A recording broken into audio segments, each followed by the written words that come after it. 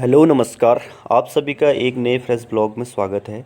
तो आज आप सभी को मैं राजा धीराज महाराज विक्रमादित्य के दरबार में लेके चलूँगा।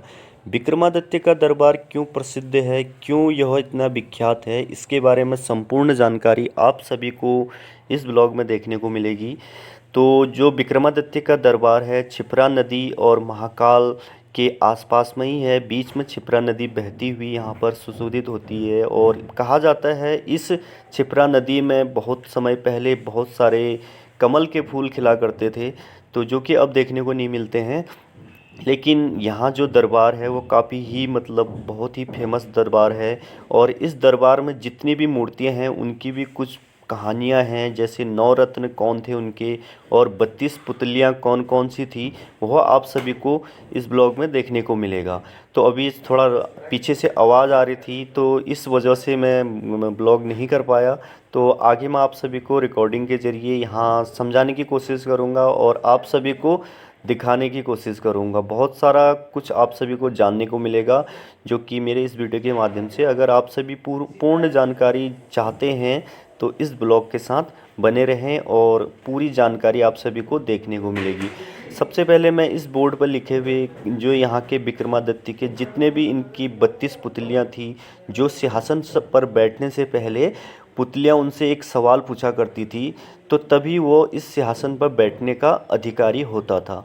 तो इस बारे में यह संपूर्ण जानकारी आप यहाँ पढ़ सकते हैं। एक दिन ब्राह्मण राजा के पुत्र का एक आभूषण बेचते हुए पकड़ा गया। जो राजा विक्रमादित्य थे वो न्यायप्रिय और बहुत ही शासकीय राजा थे, इसलिए इस सिंहासन पर कोई नहीं बैठ सकता था। तो इसी वजह से इस सिंहासन पर बैठने से पहले जो पुतलियाँ होती थी वह एक सवाल हर किसी से पूछा करती थी। तो यहाँ पर राजा भोज के बारे में कहा गया है। भोज जो हैं वो भी एक राजा थे, जो कि उनकी कहानी भी आपने पढ़ी होगी। तो वो सिंहासन पर बैठते हैं।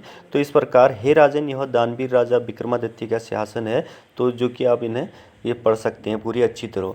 तो इस प्रकार इनकी पूरी यहाँ पर जो डिटेल है वो लिखी गई है। काफ़ी रोमांचक भरी जो कहानियाँ थी विक्रमादित्य की, वो इस दरबार में आपको देखने को मिलेगी।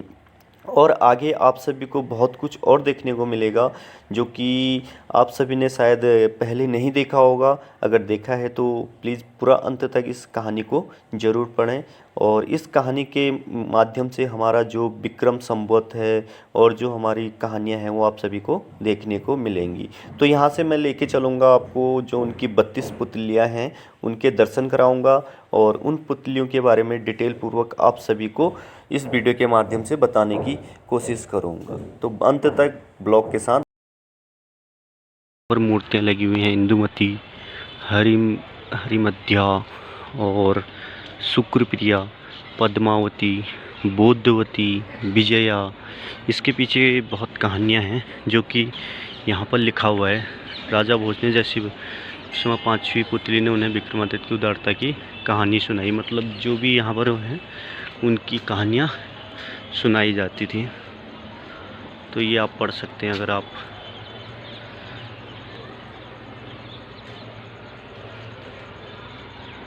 ये जितने भी इनकी यहाँ पर हैं वो सारी कहानियाँ यहाँ पर लिखी गई हैं। जहाँ पर विक्रमादित्य का सिंहासन था उसके बगल में ही ये देखिए आप, ये महाकाल लोक है। ये महाकाल लोक की शीर्ष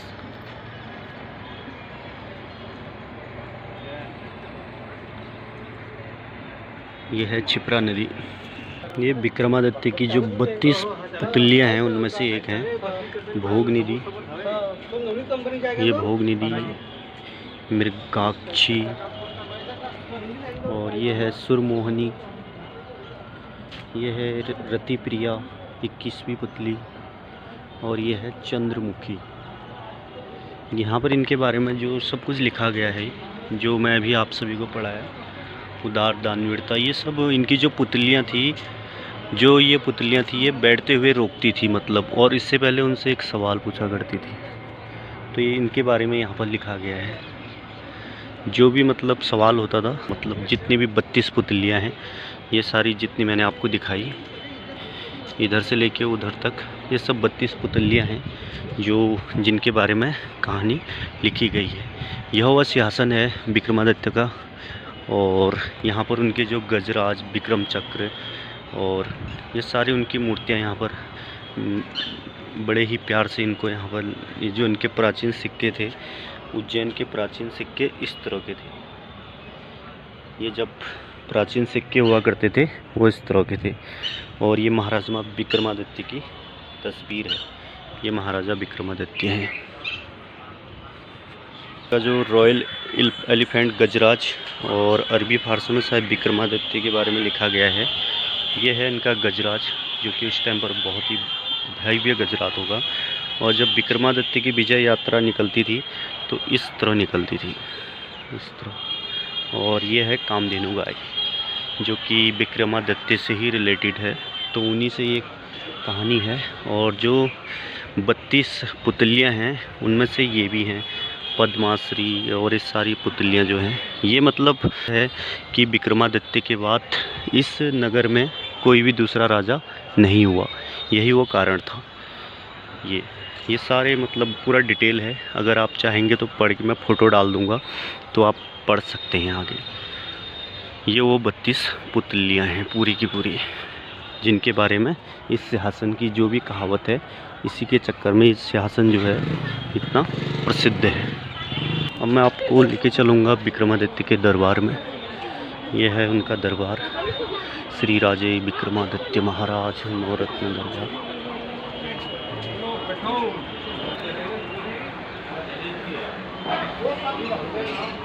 विक्रमादित्य जी की मूर्ति यहाँ पर है।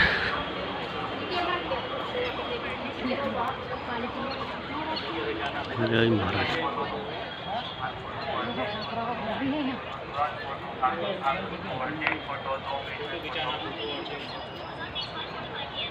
फोटो 2 मिनट में फोटो, हाथ फोटो, अटेंड फोटो 2 मिनट में फोटो, तुरंत फोटो, हाथों हाथ फोटो, अटेंड फोटो 2 मिनट में फोटो। अब मैं आप सभी को दिखाऊंगा जो विक्रमादित्य हैं उनके 9 रत्न कौन कौन थे। बेताल भट्ट, ये उनके 9 रत्नों में से एक थे। अमर सिंह और शंकु, धन्वंतरी, कालिदास, वराहमिहिरी। इसके बाद यह है वरुचि। वरुचि के बाद घटकपर और घटकपर के बाद छप्रणक। ये इनके 9 रत्न थे महाराजा विक्रमादित्य के। तो इस प्रकार इनका यहाँ पर ये सिंहासन है।